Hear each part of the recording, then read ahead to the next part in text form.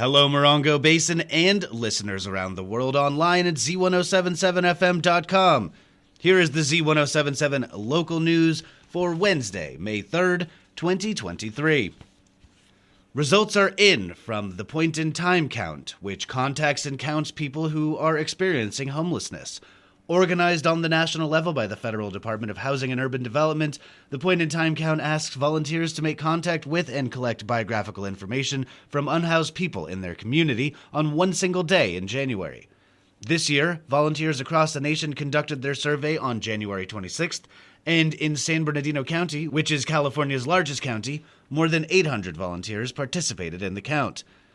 The numbers from 2023's count were released last week from San Bernardino County. They showed a 26% increase in the number of people experiencing homelessness in our county since 2022. Of the 4,195 unhoused people contacted through the 2023 point-in-time count, 75 were in 29 Palms, 42 were in Joshua Tree, 36 were in Yucca Valley, and 2 were in Landers. A total of 155 unhoused people were contacted and counted across the Morongo Basin.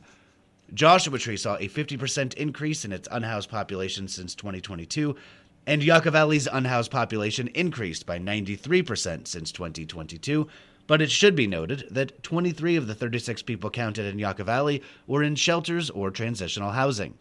You can see a more detailed breakdown of these numbers, along with a personal account from a volunteer, on our website, z107.7fm.com.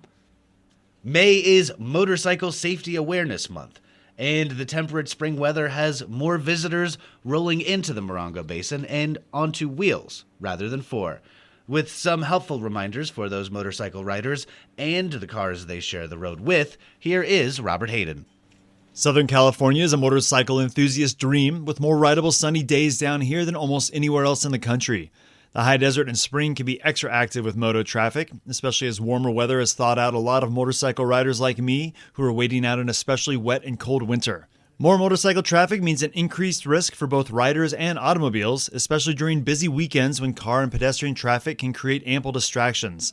If you're a driver, keep your eyes on your mirrors, especially when changing lanes. Motorcyclists can legally lane split in California. That's when a motorcycle uses the center lane to move to the front of traffic at a stoplight. The practice, if used responsibly, can move motorcyclists out of bumper-to-bumper traffic. Always give a motorcycle plenty of room when following, and because they can be more difficult to spot in traffic, pay extra attention when making a turn that crosses an oncoming lane. If you're a rider, remember to always keep your headlight on and gear up for the slide, not just the ride. The open desert can be a tempting place to twist your wrist and do the ton, but save that riskier riding for the track or closed areas that don't have pedestrian traffic. And if you're riding off-road in the thousands of miles of beautiful OHV land available here in the Mojave Desert, keep your head on a swivel and watch out for other riders out there that are having just as much fun as you are. We'll have more motorcycle safety tips and links to our off-road riding BLM areas at this story at our website, z107.7fm.com. Reporting for Z107.7 News, this is Robert Hayden. Yucca Valley's High Desert Water District Board of Directors will meet at 4 p.m. today, and down the highway in Joshua Tree, the Joshua Basin Water District's regular meeting begins promptly at 5:30 p.m. Reporter Mike Lipsitz is here with your Wednesday Water Roundup. High Desert Water District agenda, directors will revoke the Stage 2 water shortage status. Among other items, the board will consider contracting with an outside vendor to conduct a rate study, and at the Joshua Basin Water District offices on Toledo Road in Joshua Tree, directors will likely approve an update to the district's Conflict of Interest Code, contract with a utility bill consulting service, and consider a job title update. Both meetings are open to the public. Instructions for remote attendance may be found with this story at z107.7fm.com. Reporting for Z107.7 News, this is Mike Lipsitz. An art and treasures sale benefiting the Joshua Tree National Park Council for the Arts will be happening on Saturday. Held at the Old Schoolhouse Museum, the sale will feature antique books and artwork, toys, vintage glassware, dishes, and tins, along with pottery and jewelry. These items are priced to move, and all proceeds will benefit the nonprofit Joshua Tree National Park Council for the Arts. The sale is this Saturday at the Old Schoolhouse Museum, located at 6760 National Park Drive in 29 Palms, from 8 a.m. to 2 p.m. The Black Rock Art Gallery at Joshua Tree National Park opens a new student art exhibition starting on May 5th. Arts and entertainment reporter Charlie Thomas says you will not want to miss this opportunity. Groundwork Arts, an organization which provides innovative arts education opportunities by connecting local professional practicing artists with students, is very excited to announce an exhibition of artworks by elementary students from Morongo Unified School District entitled Put a Face on It, Character Paintings at Black Rock Art Gallery. This exhibition, produced in partnership with Joshua Tree National Park, will feature 122 paintings by students from 10 schools, with the support of 102 MUSD teachers and 7 Groundwork Arts teaching artists. There will be an opening reception on Friday, May 5th from 5 p.m. to 7 p.m. The exhibition will run from May 1st through June 27th at the Black Rock Art Gallery in the Black Rock Nature Center located at 9800 Black Rock Canyon Road, Yucca Valley. The building is open 7 days a week, 8 a.m. to 11 a.m. and 12 noon to 4 p.m. Reporting for Z107.7, this is arts and entertainment reporter Charlie Thomas.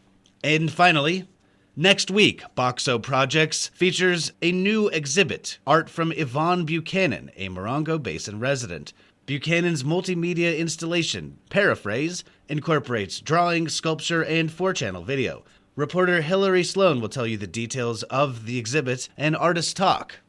Paraphrase, a multimedia installation, examines the dynamics of gender identity, race, and the general categorization of human beings in contemporary society through fragments of the iconic film Psycho. Paraphrase, consisting of original video and wall works, examines expectations of women and people of color and includes discovery of coping strategies for trauma. The installation will run from May to June. Opening day is Saturday, May 13th from 3 to 6 p.m. The artist talk is at 4 p.m. Additional programming will include a workshop, an updated artist talk, and screening of new work at the exhibition's closing. Boxo Projects is located at 62732 Sullivan Road in Joshua Tree. For Z107.7, this is Hillary Sloan. That's our local news. Hear local news 7 times a day, 7 days a week at 7, 8, 9, noon, 4, 5, and 6. If you hear news happening, let us know about it. Email us at tips@z1077fm.com. Reporting for the Morongo Basin News Leader, the award-winning Z107.7 Local News, I'm Jeff Harmetz.